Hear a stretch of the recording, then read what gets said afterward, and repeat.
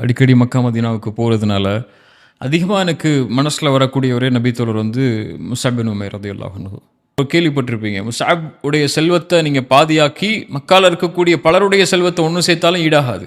அவ்வளோ பெரிய செல்வந்தர். காலையில் ஒரு ஆடை, மாலை ஒரு ஆடை, இரவு ஒரு ஆடை, காலை உணவு, மதிய உணவு, இரவு உணவு அப்படின்னு வறுமை இருக்கும்போது கூட நறுமணங்களை பூசிக்கொண்டு தெருக்களில் நடக்கும்போது மாலை வரை நறுமணம் இருக்கக்கூடிய அளவுக்குள்ள விலை உயர்ந்த எல்லா ஆடைகளும் வசதிகளும் உள்ள ஒரு தோழர் அல்லாஹ்வுடைய தீனை ஏற்றுக்கொண்ட ஒரே காரணத்துக்காக வீட்டை விட்டு துரத்தப்படுறாரு.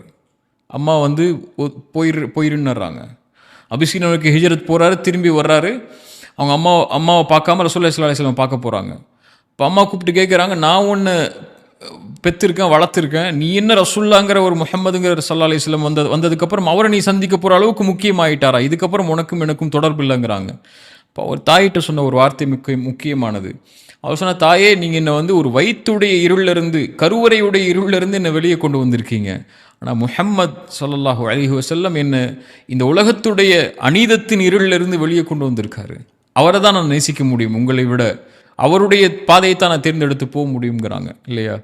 ரசூலுல்லாஹி ஸல்லல்லாஹு அலைஹி வஸல்லம் மதீனாவுக்கு போகிறதுக்கு முன்னாடியே மதீனாவுக்கு இஸ்லாமிய சாம்ராஜ்யம் அமைகிறதுக்குள்ள அடித்தளத்தை அமைத்து யூதர்கள் பலரையும், அன்சாரிகள் மதீனாவாசிகள் பலரையும், மதீனாவாசிகளுடைய தலைவர்கள் பலரையும் அல்லாஹ்வுடைய தீன் பக்கம் இணைச்சு ரசூல்லா வர்றதுக்கு முன்னாடியே மதீனாவுக்குள்ள இஸ்லாமிய சாம்ராஜ்யத்துக்குள்ள அடித்தளங்களை வச்சு ரசூல்லா வந்த உடனே அரண்மனைக்குள்ள, ஒரு அரசவைக்குள்ள, ஒரு மிகப்பெரிய நாற்காலிக்குள்ள அமர வைக்கிற மாதிரி அல்லாஹ்வுடைய தூதர் அமர வச்சதுக்குரிய அடிப்படையே முஸஅப் தான் ரலியல்லாஹு அன்ஹு. ஆனால் அந்த முஸஅப் மதீனாவுக்கு உள்ள அந்த இஸ்லாமிய ஏற்புக்கு எல்லாத்துக்கும் காரணமாகி உஹதுடைய போர்க்களத்தில் மரணமாகிறாரு.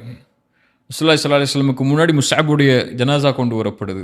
தேம்பி அல்லாஹ்வுடைய தூதர் அழுகிறாங்க ஹம்சாவுடைய ஜனாசாவுக்கு அப்புறம். ஏன்னா முஸஅபோடு அல்லாஹ்வுடைய தூதருக்கு இருந்த நெருக்கம் அவ்வளவு நெருக்கம். அதுவும் ரசூலுல்லாஹி ஸல்லல்லாஹு அலைஹி வஸல்லமுடைய தோற்றத்தை ஒத்த தோற்றம் மாதிரியே இருப்பார் முஸஅப். அதனால் உஹதுல முஸஅபுடைய மரணத்தை பார்த்து காஃபிர்கள் வந்து ரசூல்லா மரணம் ஆயிட்டாங்கன்னாங்க இல்லையா? ரசூலுல்லாஹ் பாதுகாக்கிறதுக்காகவே கொடி எடுத்துட்டு வேகமாக வெளியே ஓடி மரணம்